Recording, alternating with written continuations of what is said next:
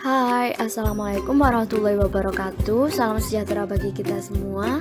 Semoga kita selalu diberikan kesehatan oleh Allah Subhanahu wa taala. Perkenalkan, nama saya Bella Berliana dengan NIM 2017 101103135, Fakultas Hukum Universitas Muhammadiyah Malang. Jadi, di sini saya akan menjelaskan bagaimana cara kita mendaftarkan CV atau simulasi pendaftaran CV.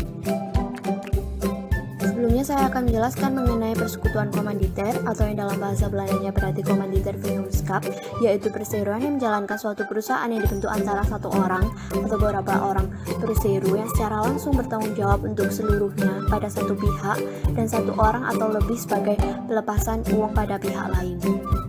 Singkatnya, CV adalah persekutuan dengan setoran uang, barang, tenaga, atau sebagai pemasukan para sekutu dibentuk oleh satu orang atau lebih anggota aktif yang bertanggung jawab secara tanggung renteng di satu pihak dengan satu atau lebih orang sebagai pelepas uang, yang pada dasarnya selain ada sekutu aktif juga ada sekutu komanditer atau sekutu. Adapun prosedur pendirian CV yaitu yang pertama mempersiapkan satu calon nama CV dan dua nama alternatif. Syarat pengajuan nama CV dalam pasal 5 ayat 2 huruf B Permenkumham nomor 17 tahun 2018 adalah belum dipakai secara sah oleh CV, PT, firma, dan persekutuan perdata lain dalam sistem sabu.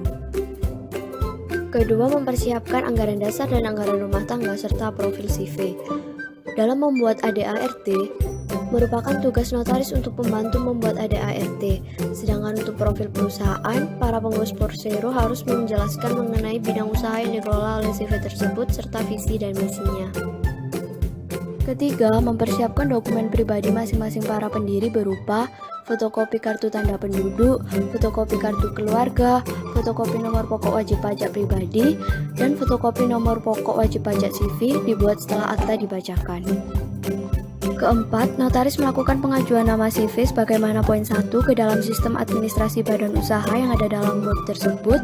Kemudian apabila nama belum dipakai, maka proses pengajuan nama CV disetujui dan proses pendaftaran CV dapat dilanjutkan. 5. Pembuatan akta pendirian CV dengan akta otentik di hadapan notaris. Akta pendirian CV tersebut terdiri atas 1. Identitas diri para pihak. 2. Kedudukan kantor CV. 3. Jumlah modal yang ditanamkan. 4. Ruang lingkup usaha CV. 5. Batas waktu berdirinya CV. 6. Persero dengan membawa salinan akta, mengurus dokumen lain yang dibutuhkan yaitu NPWP CV dan surat keterangan domisili usaha, di mana NPWP CV itu harus mengurus sendiri ke kantor pajak atau tidak dapat dikuasakan.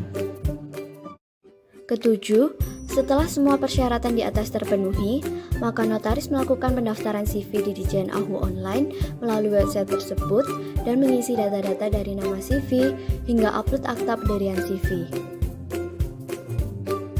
8. Melakukan pengunduhan surat keterangan terdaftar dari Kemenkumham yang kemudian di-print dan diserahkan oleh notaris ke pemilik CV. Selanjutnya mengenai pendaftaran pada online single submission atau OSS adalah perizinan berusaha yang diterbitkan oleh lembaga OSS berdasarkan ketentuan dalam PP nomor 24 tahun 2018. Tahapan ini dapat dilakukan oleh pendiri sendiri atau menggunakan jasa notaris. Setelah melakukan pendaftaran, maka akan mendapatkan EIB, SIUP, dan akses kepabeanan. Berikut merupakan tata cara pendaftaran pada OSS atau Online Single Submission.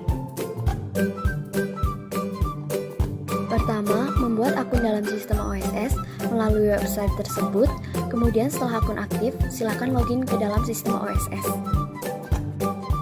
Kedua, ikuti langkah-langkah dengan mengisi formulir yang ada.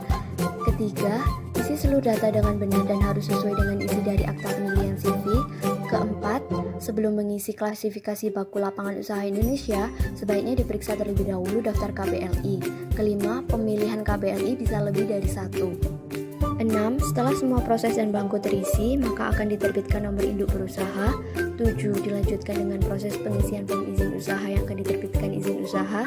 8. Nomor izin berusaha dan izin usaha tersebut diserahkan ke kantor perizinan setempat untuk membayar penerimaan negara bukan pajak. Catatan penting, untuk CV lama yang sudah didaftarkan dan tercatat secara manual di PN, pemohon tidak perlu melakukan pengajuan permohonan nama ke sistem sabu terlebih dahulu, melainkan dapat langsung melakukan pendaftaran dengan nama CV yang lama melalui sistem sabu yang sama seperti proses di atas dengan surat keterangan pendaftar dari PN. Sekian penjelasan mengenai simulasi pendirian CV dari saya. Mohon maaf apabila masih banyak kurangnya. Sekian dan terima kasih. Semoga bermanfaat.